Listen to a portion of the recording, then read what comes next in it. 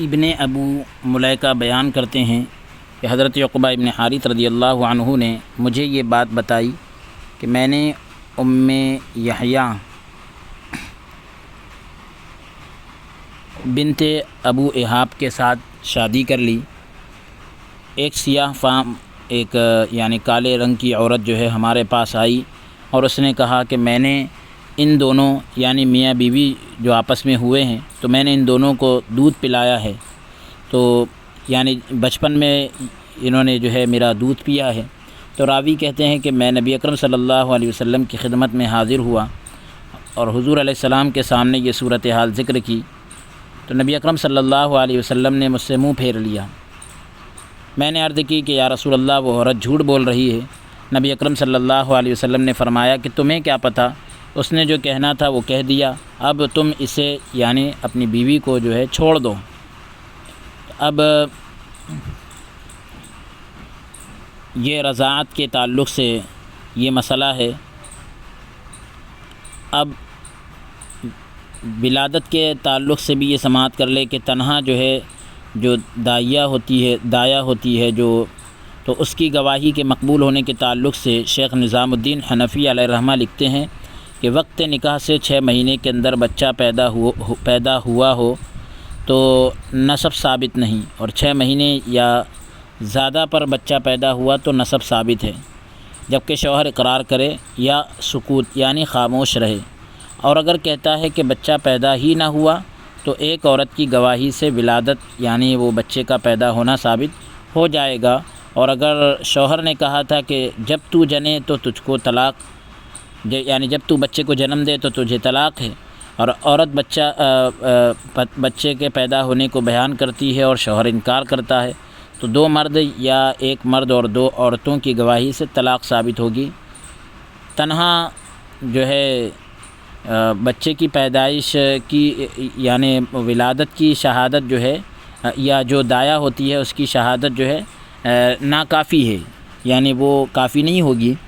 یوں ہی اگر شوہر نے اسی طرح اگر شوہر نے حمل کا اقرار کیا تھا یا حمل ظاہر تھا، جب بھی طلاق ثابت ہے، اور نسب ثابت ہونے کے لیے فقط جو جنائی ہوتی ہے یعنی جو بچے کو جنم دیتی ہے اس میں تعاون کرتی ہے، تو اس کا قول جو ہے کافی ہے۔ اور اگر 2 بچے پیدا ہوئے، ایک 6 مہینے کے اندر اور دوسرا 6 مہینے یا 6 مہینے کے بعد، تو 6 مہینے میں یا 6 مہینے کے بعد پیدا ہوا تو دونوں میں کسی کا نسب ثابت نہیں۔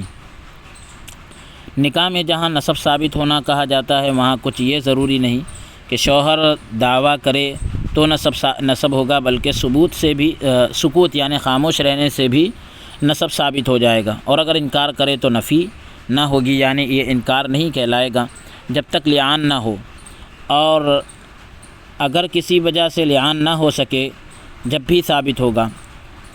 حضرت عقبہ ابن حارث رضی اللہ تعالیٰ عنہ نے ایک خاتون سے نکاح کر لیا، تو ایک عورت نے ان سے کہا کہ میں نے جو ہے تمہیں اور تمہاری منکوحہ یعنی تمہاری بیوی دونوں کو دودھ پلایا ہے۔ تو حضرت عقبہ نے کہا کہ مجھے اس بات کا علم نہیں، مجھے پتہ نہیں، نہ تم نے پہلے مجھ سے کبھی یہ بات کہی۔ پھر انہوں نے جو ہے اپنی بیوی کے رشتہ داروں سے معلوم کروایا، انہوں نے بھی یہی کہا کہ ہمیں معلوم نہیں ہے کہ اس عورت نے عقبہ کو جو ہے دودھ پلایا ہے۔ آخرکار حضرت عقبہ رضی اللہ عنہ حضور علیہ السلام کی خدمت میں مدینہ منورہ میں حاضر ہوئے اور سارا ماجرا یعنی پوری تفصیل بیان کی، تو دودھ پلانے والی عورت تنہا یہ واقعہ بیان کر رہی تھی، دوسرا کوئی گواہ اس کی گواہی نہیں دے رہا تھا۔ حضور علیہ السلام نے رضاعت کے بارے میں یعنی دودھ کے ذریعے سے جو معاملات طے ہوتے ہیں اس کے بارے میں اس عورت کا کہا، تسلیم فرمایا، اس عورت کی بات کو آپ نے قبول کیا کہ ہاں اس عورت نے یہ کہا کہ دودھ پلایا ہے، تو حضور نے اس کی بات کو قبول کیا، اور پھر جو ہے ان کو جو ہے عقبہ کی یعنی جن سے انہوں نے شادی کی تھی حضرت عقبہ نے، تو ان کو جو ہے دلہن کو رضاعی بہن قرار دیا، دودھ کے رشتے سے یعنی بہن قرار پائی وہ۔ تو عقبہ رضی اللہ عنہ نے پھر اپنی بیوی کو چھوڑ دیا اور دوسری جگہ نکاح کیا۔ تو یہ احتیاط کے سارے راستے ہیں۔ ظاہر سی بات ہے جب ایک عورت کہہ رہی ہے اور اگر نہیں ہے تو کوئی بات نہیں، لیکن اگر واقعتاً ویسا ہے تو پھر یہ رشتہ آپس میں حرام ہوا، اور حرام رشتے کے ذریعے سے پھر نسب جو ہے اور بھی جو دوسرے تعلقات ہیں وہ سب حرام ہوتے ہیں۔ اگلی حدیث پاک کا نمبر ہے 3604، 3604 حدیث پاک کا نمبر ہے۔ حدثنا احمد بن ابی شعیب الحرانی قال حدثنا الحارث بن عمیر البصری قال وحدثنا عثمان بن ابی شیبہ قال حدثنا اسماعیل بن علیۃ کلاہما عن ایوب عن ابن ابی ملیکۃ عن عبیدۃ بن ابی مریم عن عقبۃ بن الحارث وقد سمعته من عقبۃ ولكنی لحدیث عبید احفظ فذكر معناه۔ قال ابو داود نظر حماد بن زید الى الحارث بن عمیر فقال هذا من ثقات اصحاب ایوب۔ یہی روایت ایک اور سند کے ساتھ حضرت عقبہ بن حارث رضی اللہ تعالیٰ عنہ کے حوالے سے منقول ہے، نقل کی گئی ہے۔ امام ابو داود رحمۃ اللہ تعالیٰ علیہ فرماتے ہیں کہ حماد بن زید نے حارث بن عمیر کو دیکھا ہے، یہ ایوب کے ثقہ شاگردوں میں سے ایک ہیں۔ اگلا باب ہے باب شہادتی اہل الذمتی وفی الوصیتی فی السفری، یعنی یہ باب ہے سفر کے دوران کی گئی وصیت کے بارے میں ذمیوں کا گواہی دینا۔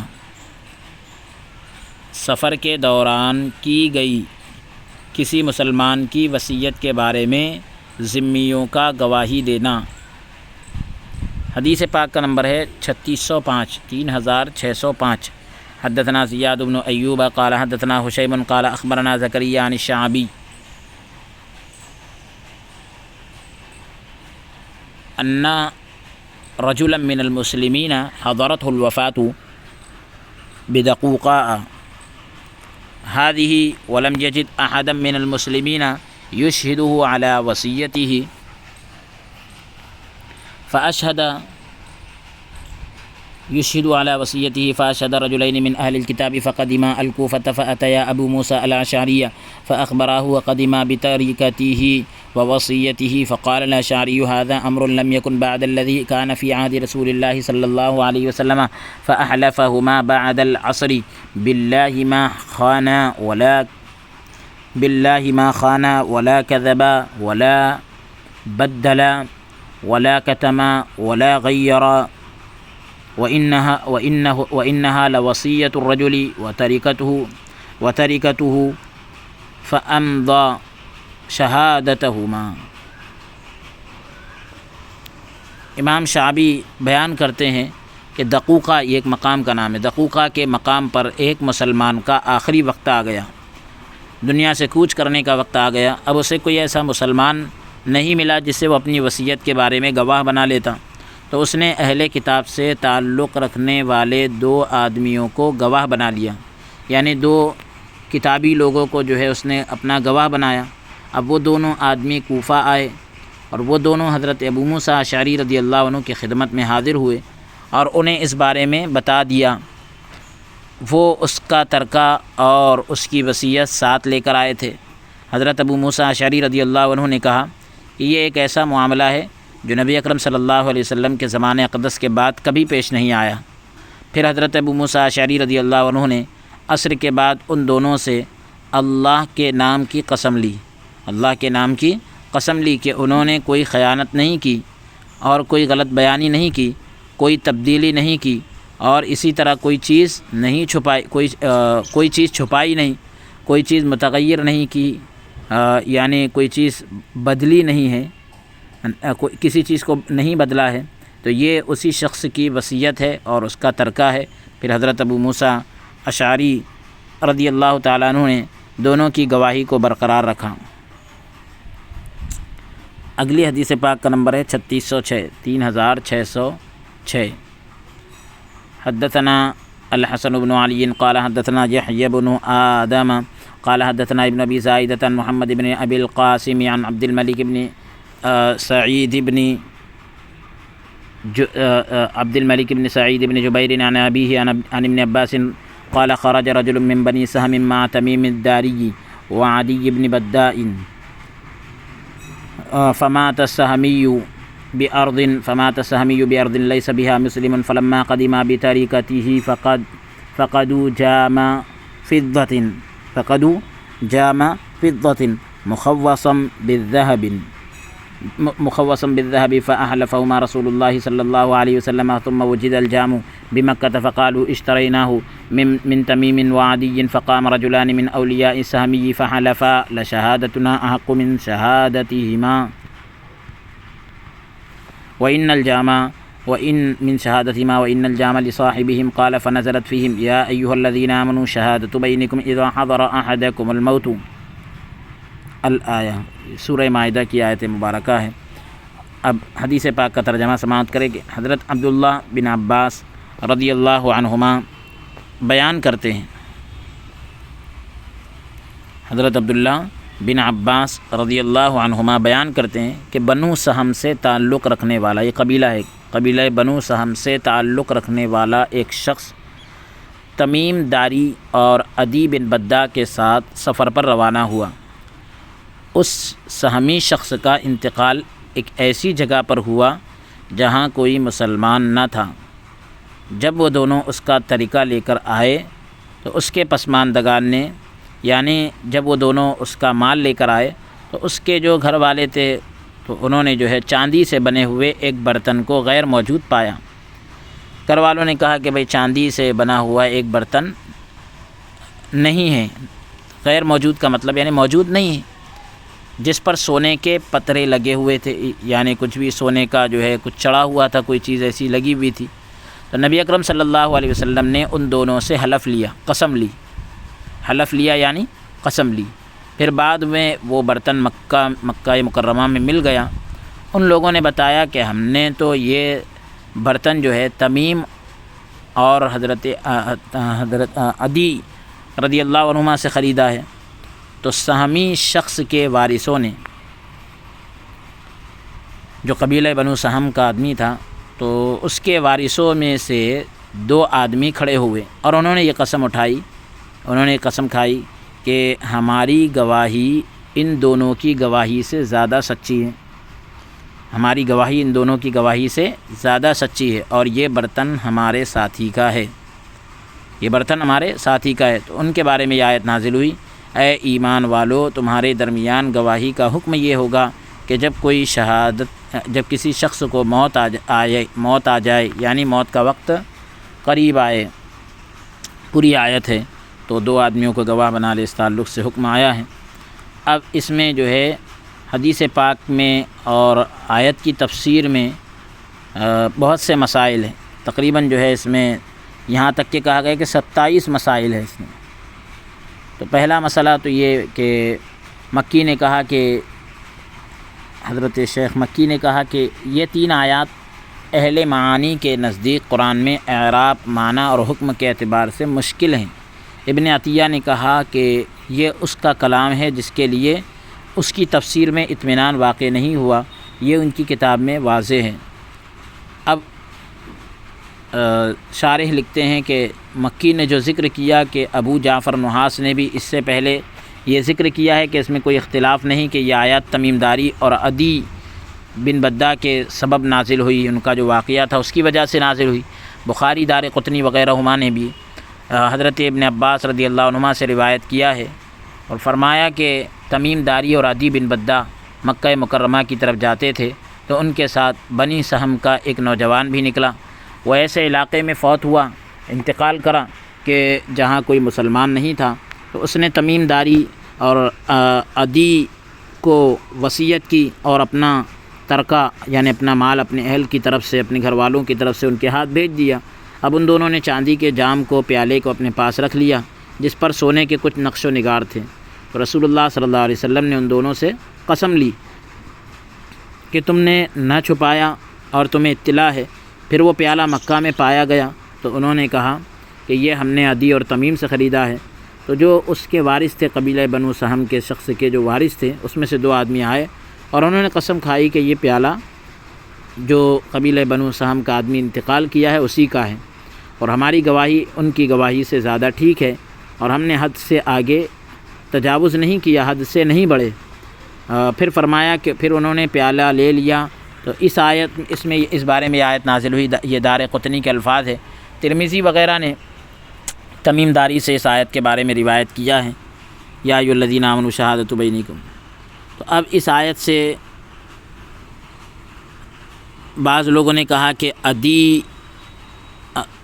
بن بدہ اور تمیم کے علاوہ لوگ بری ہیں، یہ دونوں نصرانی تھے، اسلام سے پہلے شام کی طرف جاتے تھے۔ اس آیت سے جو ہے عدی بن بدہ کے علاوہ جو لوگ ہیں وہ بری ہیں۔ اب یہ جو ہے نصرانی تھے، اسلام سے پہلے شام کی طرف جاتے تھے، پھر تجارت کی غرض سے شام آئے۔ اب ان کے پاس قبیلہ بنو سہم کا ایک آدمی تجارت کے غرض سے آیا جس کا نام بدیل بن ابی مریم تھا۔ اب اس کے پاس چاندی کا ایک پیالہ تھا، اس کے ذریعے بادشاہ کا ارادہ کرتا تھا، یعنی وہ اس کی یعنی بادشاہ کے پاس جانا چاہتا تھا، وہ اس کی تجارت کا جو ہے بڑا حصہ تھا۔ اب وہ بیمار ہو گیا تو انہیں جو ہے اس نے وصیت کی اور ان کو یہ دونوں نصرانیوں کو حکم دیا کہ میرا مال میرے گھر والوں کو پہنچا دینا۔ تو تمیم نے کہا کہ جب وہ مر گیا تو ہم نے وہ پیالہ لے لیا اور ہم نے وہ پیالہ جو ہے 1000 درہم کے بدلے میں بیچ دیا۔ پھر ہم نے انہیں تقسیم کیا، ڈیوائیڈ کیا، بانٹ لیا۔ جب ہم ان کے گھر والوں کے پاس آئے تو ہم نے وہ سب کچھ ان کے حوالے کیا جو ہمارے پاس تھا، تو انہوں نے پیالہ جو ہے سامان میں نہیں پایا، تو انہوں نے ہم سے اس پیالے کے بارے میں سوال کیا، تو ہم نے کہا کہ اس کے علاوہ اس نے کچھ نہیں چھوڑا اور اس کے علاوہ ہمیں کچھ نہیں دیا۔ تو تمیم نے کہا کہ پھر جب میں رسول اللہ صلی اللہ علیہ وسلم کے مدینہ پاک میں آمد کے بعد مسلمان ہوا تو میں نے جو ہے اسے گناہ سمجھا، پھر میں اس کے گھر والوں کے پاس آیا، انہیں سب کچھ بتایا اور میں نے انہیں 500 درہم جو میرے ذمے تھے وہ ادا کر دیے، اور میں نے انہیں بتایا کہ اس طرح کی رقم میرے ساتھی کے پاس ہے۔ اور پھر وہ رسول اللہ صلی اللہ علیہ وسلم کے پاس آئے اور اپنا مقدمہ پیش کیا۔ حضور علیہ السلام نے ان سے دلیل مانگی تو انہوں نے دلیل نہ پائی، ان کے پاس دلیل نہیں تھی۔ حضور علیہ السلام نے انہیں حکم دیا کہ وہ عدی سے اس کے ساتھ قسم طلب کرے، اس معاملے کے بارے میں قسم لے۔ تو جو ان کے دینداروں پر عظیم ہے، یعنی جو دینے والے ہیں ان پر بہت بھاری قسم ہے، یعنی جو لوگ قسم کو مانتے ہیں، قسم بہت بڑی چیز ہے، تو عدی نے قسم کھا لی۔ اللہ تبارک و تعالیٰ نے یہ آیت نازل فرمائی، یا ایھا الذین آمنوا شہادۃ بینکم اذا حضر احدکم الموت، پوری اخیر تک آیت ہے۔ تو عمرو بن عاص اور ان میں سے ایک اور آدمی اٹھے اور قسم کھائی تو عدی بن بدہ کے ہاتھوں سے 500 درہم چھین لیے گئے۔ یہ اس طرح کا یہ معاملہ ہے۔ اور بھی دوسری سندوں کے ساتھ یہ روایت نقل کی گئی ہے۔ تو ایک مسئلہ تو یہ تھا۔ دوسرا مسئلہ اللہ تعالیٰ کا ارشاد ہے شہادت بینکم، تو یہ جو لفظ ہے شہادت کا، یہ کتاب اللہ میں کئی معنی کے لیے آیا ہے۔ اللہ تعالیٰ کا ارشاد ہے واستشہدوا شہیدین من رجالکم، تو اب بعض علماء یہ کہتے ہیں کہ اس کا معنی یہ ہے کہ شمار کرو، یہ معنی ہے، یعنی اور ایک معنی جو ہے آگاہ کرنے کے بھی آتے ہیں۔ یہ ابو عبیدہ کا قول ہے، جیسے کہ شہید اللہ انہ لا الہ الا ہو، اور اقرار کے بھی معنی آتے ہیں، جیسے والملائکۃ یشہدون، فرشتے اقرار کرتے ہیں۔ اسی طرح اور بھی حکم کے معنی میں بھی آتا ہے، جیسے وشہید شاہد من اہلہا، اور قسم اٹھانے کے معنی میں آتا ہے جیسے لعان میں ہے، اور وصیت کے معنی میں بھی آیا ہے، جیسا اللہ تبارک و تعالیٰ کا ارشاد ہے یا ایھا الذین آمنوا شہادۃ بینکم۔ بعض علماء نے کہا کہ یہاں اس کا معنی وصیت کے لیے حاضر ہونا ہے کہا جاتا ہے، اور یعنی یہ کہا جاتا ہے کہ شہید تو وصیت فلان، کہ میں فلاں کی وصیت کے وقت حاضر تھا۔ طبری کا خیال ہے کہ شہادت بمعنی قسم ہے۔ اب بعض حضرات نے یہ کہا کہ معنی یہ ہوگا کہ جو تمہارے درمیان جھگڑا ہے اس کی 2 آدمی قسم اٹھائیں۔ اس پر دلیل پیش کی گئی ہے کہ یہ اس شہادت کے علاوہ ہے جو مشہود لہو، یعنی جس کے لیے گواہی دی گئی ہو، تو مشہود لہو کے لیے دی جاتی ہے، یہ اس شہادت کے علاوہ ہے کہ وہ مشہود لہو کے معنی آپ نے ابھی سماعت کیے، مشہود لہو یعنی جس کے لیے گواہی دی گئی ہو۔ اب اس کے علاوہ ہو کہ وہ اللہ کے لیے حکم معلوم نہیں ہے جس میں گواہ پر حکم معلوم نہیں ہے جس میں گواہ پر قسم واجب ہے۔ اس قول کو بہت سے لوگوں نے اختیار کیا، اور یمین یعنی قسم کو جو ہے شہادت کے معنی میں بھی لیا گیا، کیونکہ اس کے ساتھ حکم ثابت ہوتا ہے، جس طرح شہادت کے ساتھ حکم ثابت ہوتا ہے۔ ابن عطیہ نے یہ اختیار کیا کہ یہاں شہادت اسی شہادت کے معنی میں ہے جس کی حفاظت کی جاتی ہے اور جو ادا کی جاتی ہے۔ تیسرا مسئلہ جو ہے وہ ذکر کر رہے ہیں کہ اللہ تعالیٰ کا ارشاد ہے یا ایھا الذین آمنوا شہادۃ بینکم۔ تو بعض علماء یہ کہتے ہیں کہ اس کا معنی بینکم کے معنی ہے ما بینکم، ما کو جو ہے حذف کر دیا گیا، شہادت کو ظرف کی طرف مضاف کیا گیا۔ تو یہ ایک نحوی قاعدہ ہے، اس میں جو ہے حقیقت میں استعمال ہوا ہے۔ نحویوں کے نزدیک اس کو وسعت کی بنیاد پر مفعول کہا جاتا ہے۔ بہرحال ہم اختصار کے ساتھ کام لیتے ہوئے آگے بڑھتے ہیں۔ ایک مسئلہ یہ بھی ہے، چوتھا مسئلہ کہ اللہ تعالیٰ کا ارشاد ہے اذا حضر، تو اس کے معنی جب موت قریب ہو، ورنہ جب موت آ جاتی ہے تو میت گواہی نہیں دے سکتی۔ موت آ جائے کا مطلب یہ کہ موت قریب آ جائے۔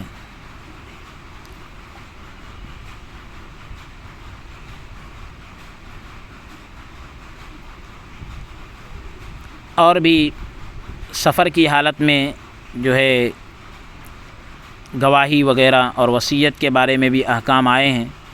تو جیسے کہ اذا ضربتم فی الارض، یہاں پر ضرب فی الارض کا معنی سفر کے لیے گئے۔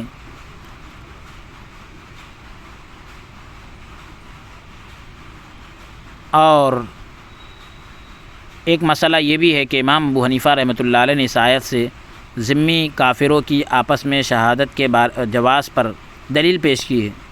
فرمایا کہ یعنی دلیل اس سے لی ہے، فرمایا کہ او آخران من غیرکم، یعنی دو تمہارے علاوہ میں سے، تو اس کے معنی ہے جو تمہارے دین والوں کے علاوہ ہے۔ تو بس یہ جو ہے ان کی ایک دوسرے پر شہادت کے جائز ہونے کی دلیل ہے۔ ایک اور مسئلہ یہ ہے کہ اللہ تعالیٰ کا ارشاد ہے ان انتم ضربتم فی الارض، یعنی جب تم سفر میں ہو، تو اس کلام میں حذف ہے، یعنی کوئی جو ہے تقدیری عبارت اس طرح ہوگی ان انتم ضربتم فی الارض فاصابتکم مصیبت الموت۔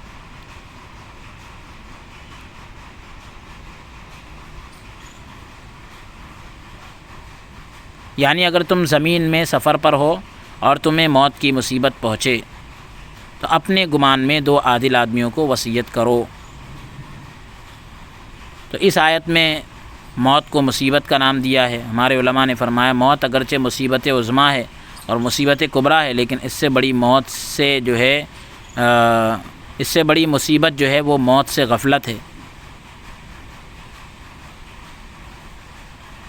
روایت ہے کہ ایک اعرابی ایک اونٹ پر سفر کر رہا تھا تو اس کا اونٹ گرا اور مر گیا۔ وہ اعرابی اونٹ سے اترا اور اونٹ کے آس پاس چکر لگانے لگا، تو سوچنے لگا، کہنے لگا کہ تجھے کیا ہوا ہے کہ تو کھڑا نہیں ہوتا، تجھے کیا ہوا کہ تو اٹھتا نہیں، یہ تیرے اعضاء تو مکمل ہے، اعضاء سلامت ہے، تجھے کیا ہوا، کون تجھے اٹھائے ہوئے تھا اور کون تجھے کھڑا کیے ہوئے تھا، کس نے تجھے گرا دیا، کس نے تجھے حرکت سے روک دیا۔ پھر اس کے متعلق سوچتے ہوئے اور اس کے معاملے میں تعجب کرتے ہوئے اسے چھوڑ گیا۔ ایک اور مسئلہ یہ ہے کہ تحبسونہما، آیت کے اندر ایک لفظ ہے، تو یہ آخران کی صفت ہے۔ ایک مسئلہ یہ بھی ہے کہ اگر حق بدنی ہو، حق جو ہے بدنی ہو، جسمانی ہو، تو بدل قبول نہیں کیا جائے گا، جیسے حد ہے، قصاص ہے، تو اس میں جو ہے اس کا جلدی پورا کرنا ممکن نہیں ہوتا، اس میں قید کرنے کے ساتھ ہی جو ہے وثوق یعنی بھروسہ ممکن ہوتا ہے۔ اسی کے پیش نظر جو ہے قید خانے کا نظام شروع کیا گیا ہے۔ ایک اور مسئلہ یہ بھی ہے کہ اللہ تعالیٰ کا ارشاد ہے تحبسونہما من بعد الصلاۃ، تو اس سے مراد نماز عصر ہے۔ یہ اکثر علماء کا قول ہے، کیونکہ اکثر مذاہب کے لوگ جو ہے اس وقت کی تعظیم کرتے ہیں۔ ایک اور مسئلہ یہ بتلایا گیا کہ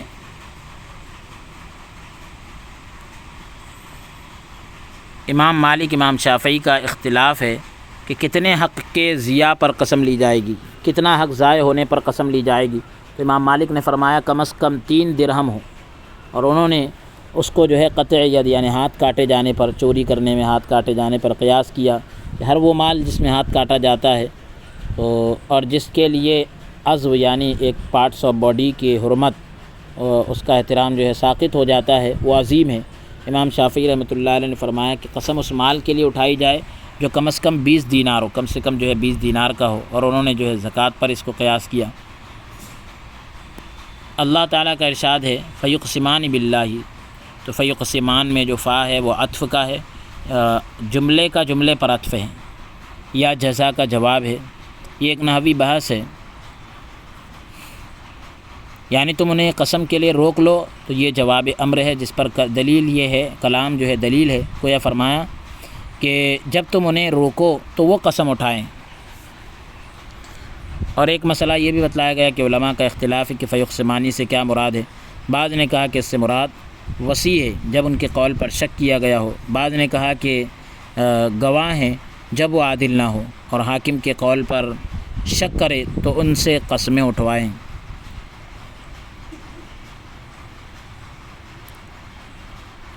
اور بھی بہت سارے مسائل اس میں ذکر کیے گئے۔ ان ارتبتم، یہ بھی شرط ہے، لا نشتری بھی ثمنا ولو کان ذا قربا، یعنی وہ اپنی دونوں قسم میں یہ کہیں کہ ہم اپنی قسم کے ساتھ کوئی عوض یعنی بدل خریدنا نہیں چاہتے، جس کو ہم اس کے بدلے لیں جو اس نے ہمیں وصیت کی تھی، اور ہم کسی کو وہ مال دینا نہیں چاہتے، اگرچہ وہ جس کے لیے ہم تقسیم کر رہے ہیں وہ ہمارا قریبی رشتہ دار بھی ہو۔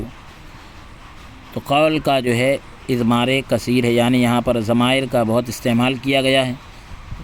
ضمیر یہ جو ہے فن نحو کی ایک اصطلاح ہے۔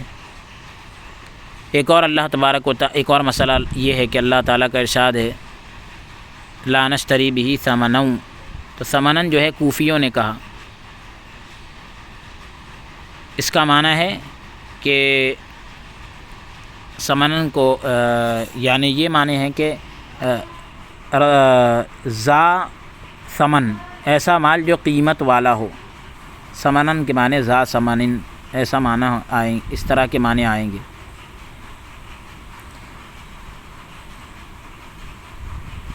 اور ایک بات یہ بھی ہے کہ اللہ تبارک و تعالیٰ کا ارشاد ہے وَلَا نَكْتُمُ شَهَادَةَ اللَّهِ، یعنی جو اللہ تعالیٰ نے ہمیں شہادت میں سے علم عطا کیا ہے اس میں 7 قراتیں ہیں، تو وہ قرات کی کتابوں میں جو ہے آپ اس کو پڑھ سکتے ہیں۔ اور ایک یہ بھی ہے کہ فَإِنْ عُثِرَ عَلَىٰ أَنَّهُمَا اسْتَحَقَّا اسْمًا، یہاں حضرت عمر رضی اللہ عنہ نے فرمایا کہ اس صورت کے اندر جو احکام ہیں ان میں مشکل ترین آیت یہ ہے۔ زجاج نے کہا کہ قرآن میں ترکیب کے اعتبار سے مشکل ترین یہ ارشاد ہے، کیونکہ اس میں ضمیر وغیرہ کا بہت استعمال ہوا، نحوی اعتبار سے بہت ساری چیزوں کا استعمال ہوا۔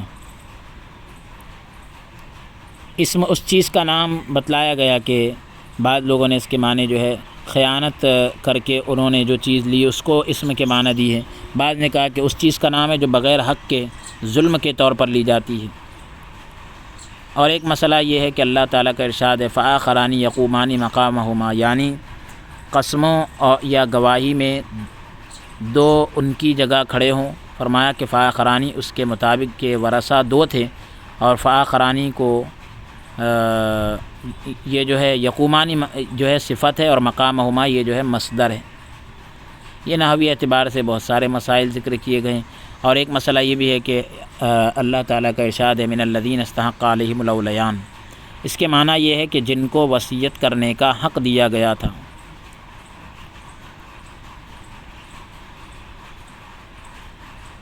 بعض نے یہ کہا کہ جب نکرہ جو ہے پہلے ذکر کیا گیا ہو اور پھر دوبارہ اس کا ذکر کیا جائے تو وہ معرفہ بن جاتا ہے، جیسے اللہ تعالیٰ کا ارشاد ہے کمشکات فیہا مصباح، پھر کہا گیا المصباح فی زجاجہ۔ تو اس طرح سے جو ہے یہاں پر نکرہ کو جو ہے یعنی ایک لفظ کو دوبارہ ذکر کیا گیا تو اب وہ دوبارہ ذکر کرنے میں وہ معرفہ بن جاتا ہے۔ یہ بھی علم نحو کی ایک اصطلاح ہے۔ اللہ تعالیٰ کا ارشاد ہے فیقسمان باللہ، یعنی وہ 2 قسمیں اٹھائیں گے جو گواہوں کے قائم مقام ہوں، یہ کہیں کہ ہمارے ساتھی نے وصیت میں کہا وہ حق ہے، اور وہ مال جس کی اس نے تمہیں وصیت کی وہ اس سے زیادہ جو تم نے ہمیں دیا، اور یہ برتن ہمارے اس ساتھی کے سامان سے ہے جس کو وہ لے کر گیا تھا۔ تو یہ پوری تفصیل آپ اوپر سے سنتے چلے آئے ہیں، تو آپ کو بخوبی اس کا اندازہ ہوگا۔ اور آخری مسئلہ یہ کہ اللہ تعالیٰ کا ارشاد ہے واتقوا اللہ واسمعوا، یہ امر کے صیغے ہیں، اللہ سے ڈرو یہ بھی حکم دیا جا رہا ہے، واسمعوا یہ بھی امر کا صیغہ ہے، امر یعنی حکم دیا جا رہا ہے، اسی وجہ سے نون کو حذف کر دیا گیا، واتقون ہونا چاہیے، واسمعون ہونا چاہیے۔ تو یعنی جو تمہیں کہا جاتا ہے اسے قبول کرتے ہوئے سنو، اور اللہ کے امر کی، اللہ کے حکم کی اس پر اتباع کرتے ہوئے، پیروی کرتے ہوئے سنو۔ واللہ لا یہدی القوم الفاسقین، اللہ تعالیٰ کا ارشاد ہے۔ تو کہا یعنی بولا جاتا ہے یہ فسق کے معنی جو ہے کہ جب کوئی اطاعت سے جو ہے معصیت کی طرف نکل آئے، فرمانبرداری سے جو ہے گناہ کی طرف نکل آئے تو کہا جاتا ہے۔ تو یہ ایک نحوی اور فنی بحث تھی، اس میں کچھ تفسیر کی بھی آیت کیونکہ قرآن حدیث کے تحت آئی ہے تو اس لیے اس کی مختصر طور پر جو ہے کچھ وضاحت کر دی گئی، اور کچھ مسائل، حالانکہ 27 مسائل تھے، ہم نے اختصار کے ساتھ جو ہے اس کو کچھ اس میں سے ذکر کر دیا ہے جو ضروری سمجھا گیا ہے، اور بھی بہت سارے مسائل اس میں جو ہے تفصیل کے ساتھ تھے، ہم نے اس کو اختصار کے ساتھ مختصر طور پر جو ہے ذکر کیا ہے۔ اللہ رب العالمین جو ہے ہمیں قول سے زیادہ عمل کرنے کی توفیق عطا فرمائے۔ آج کے اس سلسلہ درس کو ہم یہیں پر موقوف کرتے ہیں، یہیں ختم کرتے ہیں۔ اللہ رب العالمین کی بارگاہ میں درخواست اور دعا کرتے ہیں کہ رب تبارک و تعالی ہمیں قول سے زیادہ عمل کرنے کی توفیق عطا فرمائیں۔ دوران درس اگر ہم سے کوئی لغزش یا کوتاہی ہوئی ہو تو اللہ رب العالمین اسے اپنے فضل سے معاف عطا فرمائیں۔ استغفر اللہ ربی من کل ذنب واتوب الیہ۔ اور رب تبارک و تعالی کی بارگاہ میں دعا ہے کہ رب تبارک و تعالی اس ادارے کے تمام اراکین کو اور تمام سننے والے حضرات کو اجر عظیم عطا فرمائیں، دارین کی سعادتوں سے مالا مال فرمائیں، آمین۔ وصلی اللہ تعالی وسلم علی خیر خلقہ سیدنا و نبینا محمد وعلی آلہ و اصحابہ اجمعین برحمتک یا ارحم الراحمین والحمد للہ رب العالمین۔